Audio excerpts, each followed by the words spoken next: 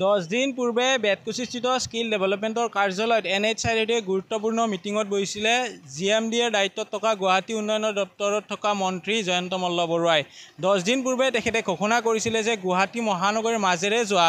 28 number ৰাষ্ট্ৰীয় ঘাইপথৰ দুখনকৈ দলং ভঙা হ'ব আৰু প্ৰাৰম্ভিক কাম-কাজ হিচাপে আজি মহানগৰীৰ বশিষ্ঠ ৰাজ্যিক বিজেপিৰ কাৰ্যালয়ৰ সন্মুখত থকা দলংখনৰ ভাঙাৰ কাম আৰম্ভ কৰিছে আৰু তাৰে পূৰ্বে যিহেতু নতুন এখন উৰণ হেতু নিৰ্মাণ কৰিলে সইল টেষ্ট কৰিব লাগে অৰ্থাৎ মাটিৰ গুণাগুণ বা মাটিয়ে কিমানখিনি লোড ল'ব পাৰে সেইসমূহ কাম-কাজ আৰম্ভ হৈছে সতীৰ্থ প্ৰথমতে এটা দৃশ্য দেখুৱাইছে ইয়াতে ইতিমধ্যে সইলসমূহ টেষ্ট কৰি দেখুৱাইছে তলত কিমান তলৰ পৰা খান্দিব পাৰিব কিমান তলত পাইলিং দিব পাৰিব সেইসমূহ তেখেতসকলে জোখ মাখ কৰি আছে আগলৈকে যাম আৰু কাষতে আছে ৰাজ্যিক বিজেপিৰ কাৰ্যালয় তেখেতে উল্লেখ কৰিছিলে যে গুৱাহাটীৰ কৃত্ৰিম বানৰ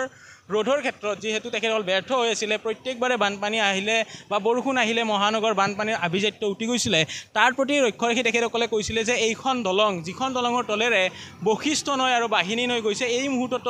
প্ৰবাল সোঁত বৈ আছে এই সোঁতৰ অহাত কিছু বাধা হোৱা বুলি উল্লেখ কৰিছিলে সেইবাবে তেখেতসকলে এই দলংখন ভাঙি পুনৰ এইখন অলপ ওখ কৰাৰ কথা চিন্তা কৰিছিলে ঠিক একেদৰে এইখন দলঙৰ লগতে 27 নম্বৰ ৰাষ্ট্ৰীয় ঘাইপথৰ থকা কটাবাৰীত যি দুখন দলং আছে ছাৰ্ভিচ লেন আৰু মূল 27 নম্বৰ ৰাষ্ট্ৰীয় ঘাইপথত সেই দুয়োখন দলং ভাঙিব যদিও দুখন দলং কিন্তু মুঠ 4খন দলং হ'ব কাৰণ বশিষ্ঠৰ ছাৰ্ভিচ লেনত এখন দলং আছে আৰু 27 নম্বৰ ৰাষ্ট্ৰীয় ঘাইপথত যিখন দলং আছে সেইখন চাপৰ হোৱাৰ কথা উল্লেখ কৰা হৈছে এইখন ওখ কৰিব যাৰ বাবে আজি এটা স্থানৰ দৃশ্য দেখুৱালে আৰু কিছু আগুৱাই যাব গৈ য'ত সইল টেষ্টিং দুয়োফালে যিহেতু দুটা মূৰ ওখ কৰিব লাগিব দুয়োটা মূৰ ওখ কৰাৰ বাবে সইল টেষ্টিং বা মাটিৰ গুণাগুণ তেখেতসকলে টেম্পাৰেচাৰে হওক বা মাটি যি ধৰণৰ আৰ্দ্ৰতা লাগে যে কিমানখিনি সহ্য কৰিব পাৰে সেইসমূহ চেক কৰি থকা হৈছে আৰু সমীপত আছে ৰাজ্যিক বিজেপিৰ কাৰ্যালয় আমি উল্লেখ কৰিছিলোঁ যে NHI কৰ্তৃপক্ষই কিছুদিন পূৰ্বে ৰাষ্ট্ৰীয় ঘাইপথ মুকলি কৰি দিছিলে 2024 চনৰ 11 মাৰ্চ তাৰিখে আৰু 2025 বৰ্ষৰ এতিয়া জুলাই মাহ আৰু জুলাই মাহতে এনেদৰে তেখেতসকলে কাম কাজসমূহ ভাঙি পিনে আৰম্ভ কৰিব আমি এই মুহূৰ্তত উল্লেখ কৰিছে মিনি উৰণ হেতু তেখেতসকলে স্থাপন কৰিব দুখনকৈ এইখন হৈছে 27 নম্বৰ ৰাষ্ট্ৰীয় ঘাইপথৰ ৰাজ্যিক বিজেপিৰ কাৰ্যালয়ৰ সমীপত ঠিক একেদৰে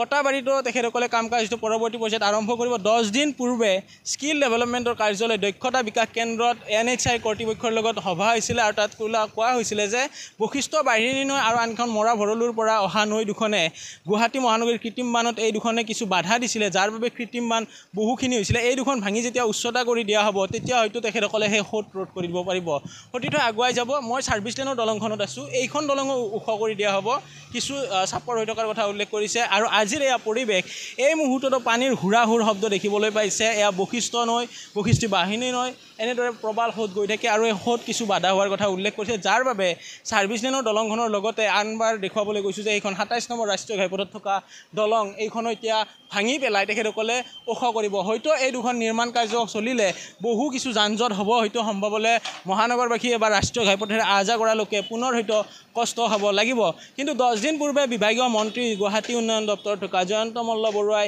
আলোচনা কৰিছিলে আৰু আলোচনাৰ অন্তত যি ঘোষণা কৰিছিলে যে অতি শীঘ্ৰে নিৰ্মাণ কাম কাজ আৰম্ভ হ'ব প্ৰায় 10টা দিন পিছতে এনেদৰে দুয়োফালে ৰাজপথৰ মোৰ সোঁফালে হওক বা বাওঁফালে হওক দুয়োফালে মেচিন লগাইছে মেচিন লগাই যি ধৰণৰ মাটিৰ আৰ্দ্ৰতাই হওক বা অন্যান্য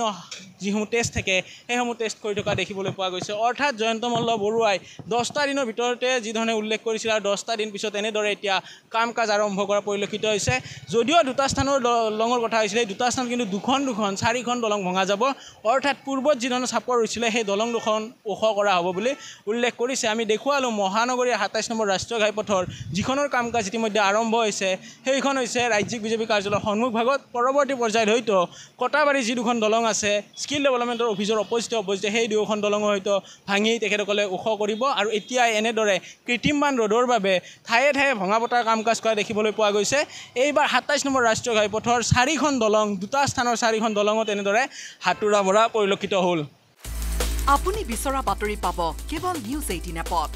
নিউজ 18 এপ ডাউনলোড কৰিবলৈ স্ক্যান কৰক এই QR কোড